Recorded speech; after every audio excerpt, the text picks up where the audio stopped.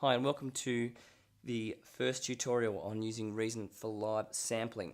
Now what I've got here is a little session with most of the instruments that you can use for live sampling set up here, and I've also got some effects that I've added in as well. So I'll just show you how I did all those. So when you start up a session, you'll just have the mixer here and everything else above it. None of these obviously will be there as a default. The way you add those in is when you add in a new instrument, just to make sure that the sounds from that instrument actually play, is you click on your mixer first and you get that blue rectangle around it. Then come up the top here to create, and this top little section here is all your instruments. So the instruments that we can use for live sampling are the Kong Drum Designer, the ReDrum Drum Computer, the NNXT Advanced Sampler, the NN19 Digital Sampler. The top three here are synthesizers that we can use, and this is obviously a loop player. So any of those ones I've just mentioned you can use for live sampling. So I've got all except the NN19, as these two are quite similar. Okay, so I'll come down here and I've got the ReDrum Drum Computer. Now what I've done is I've recorded some samples on here just to give you a demonstration, and what I've done is you just see this little wave looking button here on each of the channels. It's also on the Kong Drum Designer, and where is my and on the NNXT, this is how it will show up as a default, but you need to click over here on the little drop down arrow to get your sampling section, and you've got the same little button here. So that's how you actually live sample. You literally, and I'll just show you, this is nothing here, so you just click on the sample, 4, and you can see it's popped up here, the number that I called out. It's recording my voice here. You can resample, or I can click stop, or I can click edit straight away. So I'm going to resample it, 4. Click edit. Now I've got a little wave window that pops up here, so this is the S for start. So I'm going to leave it there because I think that 4, no, I'm going to move it back so I can get the F sound. 4, A bit more. 4, It's better. And this is the end of the sample that it plays. So I'm going to bring this in. 4, That's good. And like the other ones I've called by the numbers, 4. So I've got 1, 2, 3, 4. Okay, good.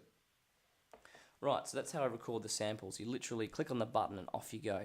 Now you could have your music playing, or whatever you've written playing, and record over that, and then just listen to it back live. That's the benefit of it. You can just keep constantly adding sounds to it. Now what you do once you've got your samples in here, whatever you've recorded, is you come down to this section here, and I've got 16 little blocks here that I can input just by clicking the sounds. And the way that you hear those is you just click run. So at the moment I've got selected, I've got 4, the sound 4. So if I click run, 1, 2, 3, 4. Actually, I've already got a few others in there, so I'll get rid of those. Alright, so click select. 4, 4, 4, 4, 4, 4, 4, 4, 4, 4, 4. Alright, so obviously saying 4 a few times, so just get rid of those ones. But if you want to add them in each individual sample, I'll click select. So select, I put 1 there, 2, click on 3, 3, and 4, and we'll have a listen to that. Click run. 1, 2, 3, 4. 1, 2, 3, 4. Okay, pretty basic, but just to give you an idea of what you can do with it. Now you can alter each individual sample. You can adjust the level, so the volume of it, the length if you want it a little bit shorter. You can pan it left and right, so 1 in the middle, 2 could be the left, 3 and then back in there. You may not be able to hear it from your end, but 1, 2, 3, 4. 1, 2, 3, 4. okay. If you want to add in effects and things like that, we're going to add in these little effects channels here. So you can alter in a whole range of sounds here in your ReDrum. You can make it longer, the section of it longer. You've also got your little patterns here. So I could have a pattern here. I click on pattern 2, and I could add in a new pattern. Click on pattern 3, and I can just put a new pattern here. And then when you run it, you can actually just click in between it. So run. 1, 2, 3, 4, 4, 4, 2, 2, 2, 2. Okay, click and listen to all the different patterns. You can actually set up in when it plays back to manually to automatically go between those patterns, so you can actually hear them playing automatically. But we'll look at that in a mixing session later on. Okay, so that's basically how to use the redrum for live sampling. We'll come up now to the NNXT. So live sample button again, and I've already recorded a guitar string, which sounds like this. Okay, and the rim shot from a floor tom. Okay, now I've added those in simply just by right-clicking and going Browse Samples, and it's showing this tool window. The samples are showing up here, so I can change those if I want to. If I click Record Sample and record a new sample, it'll automatically show up in here. Now if I click on guitar string, I can alter which keys on my keyboard actually play that. And I've got them both, the rim shot and the guitar string, playing at the same time. This is what they sound like. Yes. Yes. No, they don't. That's the Kong. I want to make sure that I click on Yes. the right thing. So I'll show you this while I'm here. If you click on Window and click on Detach Sequencer Window, this is where you'll do your editing. So I need to come here and actually click on, the moment I'm clicked on the Kong, that's why it's playing the Kong sounds.